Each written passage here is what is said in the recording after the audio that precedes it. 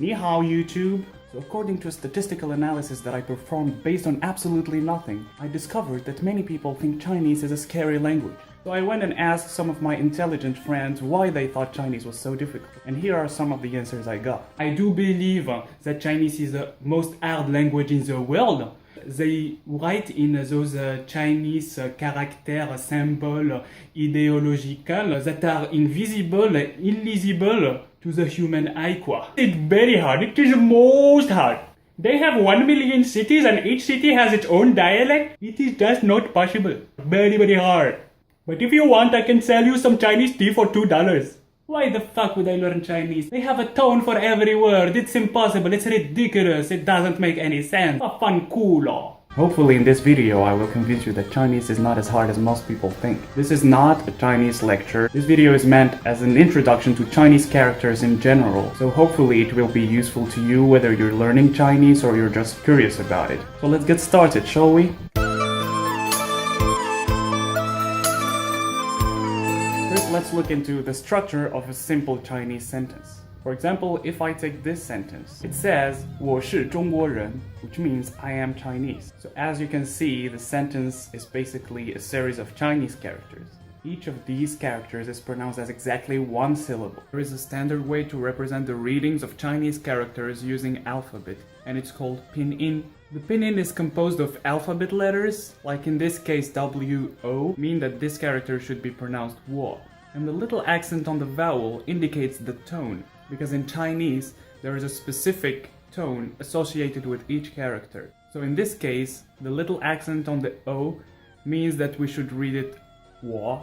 I will be talking about tones in a while. Usually when you start learning Chinese, you have to learn basically all the pinyin and their pronunciation. For example, this is read as xiao, this is read as qi, and this is read as cao. I picked these three examples because I know that people mispronounce them a lot. Again, this is xiao, not xiao, and this is qi, not kai, and this is cao, not cow. So let's try to have a little comparison with English. When you learn a new word in English, you usually have to learn its spelling, its meaning, and the way it's pronounced, which is not much different from what we saw with Chinese. When you want to learn a new Chinese character, you have to learn the way it's written, its meaning, and the way it's pronounced, which is not much different, right? Okay.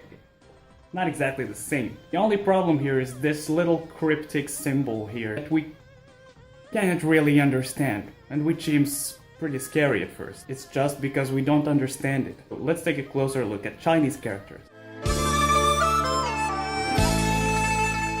Many people will refer to all Chinese characters as ideograms, but it is just wrong. Actually, there are many types of Chinese characters. For simplicity here, I will just break them up into two categories: the cool characters and the not so cool characters. Let's start with the not so cool characters. In the not so cool category, we have ideograms and pictograms. An ideogram, just as suggested by the name, it's a character that graphically describes some idea. For example, this character means up, this one means down, and this one means middle. You can see it? You see what they did there? Okay, good. Pictograms are actually just drawings of objects and animals that they use to describe. For example, this one means tree. So now it gets a little bit less funny. Let's look into the pronunciation of not so cool characters. This character, which means up, is pronounced shang. The character which means middle is pronounced zhong. As you can see, there is absolutely no correlation between the way the character is written and the way it's pronounced. There is nothing in the character itself indicating that it should be pronounced shang. And this is the reason why I think these characters are not so cool. Because if you compare with English, the only difference is that with English, the pronunciation is not random, right? It is very closely related to the way it's spelled, which makes it easier to memorize. But they represent the idea graphically. So normally it is not very difficult to memorize. It is difficult, but not that difficult. It is a little bit difficult, but not that difficult. Yeah, not quite. For some ideograms, like the ones I just described, it's very easy to memorize. Unfortunately though, some characters have changed so much over time that they no longer look like the objects they were supposed to describe. For example, this character absolutely does not remind me of a moon. The same way as this one does not look like an elephant at all. So this was the not so cool part. Now I understand why you think, okay, This is really hard. I don't have time for this. Ain't nobody got time for that. Thankfully though, pictograms and ideograms only represent a very small percentage of Chinese characters. As a matter of fact, the vast majority of Chinese characters are actually cool characters. The cool characters are called electrocardiograms.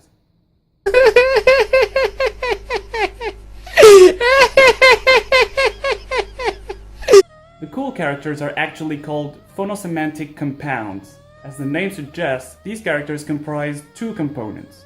The first component, often called radical, indicates the meaning of the character, whilst the second component is only there to indicate how it should be pronounced. For example, if I look at this character, when I see this radical, that means grass or plant, I know immediately that this character probably refers to some kind of plant or flower or something. When I look at this part of the character, which is an ideogram pronounced hua, I know that the character is pronounced something similar. It doesn't have to be exactly hua, but the pronunciation should be very close to hua. And as a matter of fact, this character means flower and it's pronounced hua, so here only the tone changed a little bit. So you see why these characters are really cool and really easy to memorize, provided that you've done your homework and know the radicals and the not so cool characters there is to know.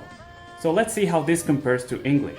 When you see an English word that you don't know, you will probably be able to guess its pronunciation from the alphabet, but you will probably have no idea of its meaning. In general, if you see new Chinese characters that you have never seen before, not only do you have a phonetic indicator, but you also have an idea about the meaning, which is really cool. So if each Chinese character has a meaning, let's say I want to write my name in Chinese. Does it mean I have to look up the meaning of my name? While most Chinese characters originally do have a meaning, not all the Chinese characters you see in a sentence are used for their meaning. Some characters are only there for their phonetics, and this is the case for foreign proper nouns. If your name is Michael and you want to write it in Chinese, you will have to pick characters whose reading is very close phonetically to Michael. In Chinese, Michael is written with the three characters Mai, Ke, Er. Michael in Chinese is pronounced Maiker. New York is written using the characters Niu Yue. The combination of these characters has no meaning whatsoever. They're just used because their reading is close to the original. Many people say that Chinese characters are actually words, but they are not. In fact, most Chinese words are composed of two or more Chinese characters. So this reduces the number of characters that you need to know, because by learning only a few characters, you are actually able to read and understand many words. I read somewhere that you need to learn between 3,000 and 4,000 Chinese characters to be able to read Chinese. Well, I don't know how many characters I know. I didn't count because I was too busy, learning Chinese. That's really not a lot compared to the number of English words that you know. If there are so many Chinese characters, how do you type them on a computer? I did the math. I actually did the math, and it takes approximately 3 kilometers of keyboard to write in Chinese. Actually exists many methods to type Chinese. In mainland China, the most commonly used method is the pinyin input method. It's an intelligent program to which you give the pinyin as an input. So for example, if you type in Qiao, all the characters that have the same pinyin will appear and you will have to choose one of them. The program will return much more specific results if you type entire words. For example, if I type Qiao He, I only have a few choices, and usually the first choice is the most widely used word. The recent pinyin input methods are so powerful, sometimes you only have to specify the first letter of the pinyin. For example, if I want to write I'm going to have lunch, which in Chinese is 我吃饭去了. Instead of writing 我吃饭去了, I only write the first letter of the pinyin and I will get the right sentence. So yeah, typing Chinese is really fast. How about we move on to the hardest part of Chinese, tones. I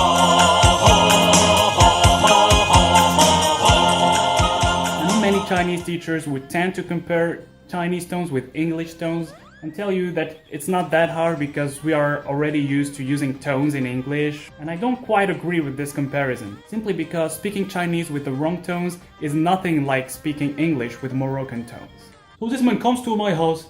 I say, why he come to my house? Where does he know me? He told me, where is your wife? I said, why do you look for my wife? How do you know my wife? So I take the gun, I put it in his head. He's dead, motherfucker. He's dead. No, he's dead.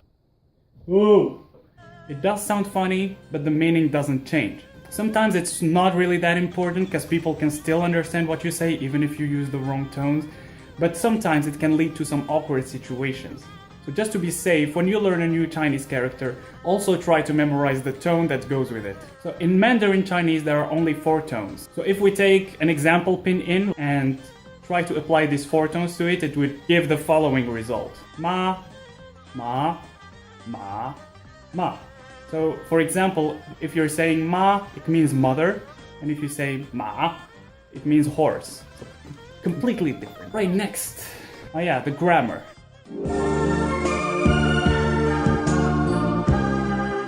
There's really not much to say about Chinese grammar, except that it's really easy. The structure of a sentence is very similar to English. So let's take an example sentence to illustrate how easy the grammar is. So if I want to say I go to school, I would just say 我去学校, which basically translates to me go school. The words are invariable, which means that the verbs never change according to the tense and the nouns never change according to the number. There is no notion of plural and singular. You will usually know if a noun is plural or singular thanks to quantifiers and numbers, such as 1, 2, or some. You can know the tense of a sentence if there are time indicators, such as tomorrow, yesterday, later. It makes sense because if you say when the action is happening, you don't actually need to change the verb and complicate things. When you think about it, English will seem pretty redundant. When there aren't any time indicators, you can use a character that indicates the likelihood to express the future or completion to express the past. Please keep in mind that this is a very simplified overview. Like all languages, Chinese also has its pitfalls and exceptions. So even though it's not as hard as French or Arabic grammar, you should take the time to learn it seriously. So we have reached the end of this video.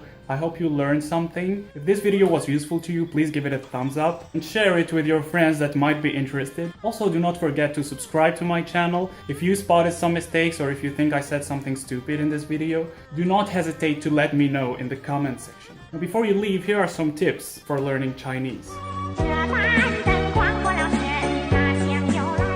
The first thing you should do after learning the basics is to read. Read a lot. Read about anything. I recommend that you do your reading on a digital support because it's much more convenient for looking up words that you don't understand. Don't always read from the same source because you will end up reiterating through the same words over and over again and you won't make any progress. Don't worry if you're very slow at the beginning. That's normal. After a while your brain will be accustomed to it and you will be able to read more fluently. Trust me, I'm an engineer. The best way to practice your listening is by watching Chinese TV shows. Now the great news is that all the Chinese TV shows that you will find on the internet come with Chinese subtitles by default. So it's really useful to learn how each character should be pronounced and it's a great way to memorize tones. The best way of practicing your speaking is to actually speak with your friends. You should make some Chinese friends at work or at school. It will really help you practice your speaking and they will correct you when you make mistakes, so it's really cool. If there are no Chinese people at school or where you work, yes there are, just look for them. If you are not a sociable person and are unable to make friends, there is always an alternative. First, you can read loudly. 喂，你这样做很危险。 Second, you can speak to yourself. 看什么看着你？打死你！ According to me, the best way to memorize a lot of phrases in a short amount of time is with music.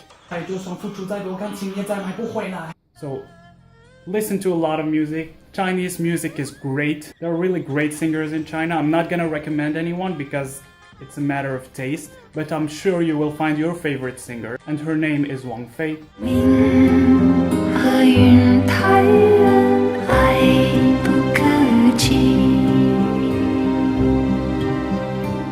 As you all know, the internet has seen the birth of new words that did not exist in the dictionary, and China sure does have its own share of internet words. The best way to keep up with the latest vocabulary trends is by having a social network. You can either join a Chinese social networking service such as Renren or Weibo, or simply chat with your friends in Chinese. If you haven't already, I recommend that you install an app called WeChat. All the Chinese people I know have it. It's really a great instant messaging app. You can even use it to find Chinese people nearby and start chatting with them. And by the way, WhatsApp sucks. Unlike real-time chatting, using instant messaging will give you the time to analyze the expressions used by your friends and look up the words that you don't understand. Moreover, it's the easiest way to get used to typing in Chinese. So this is all for the tips. If you have any questions, do not hesitate to ask me in the comment section, and maybe I will answer them in the next video. 再见.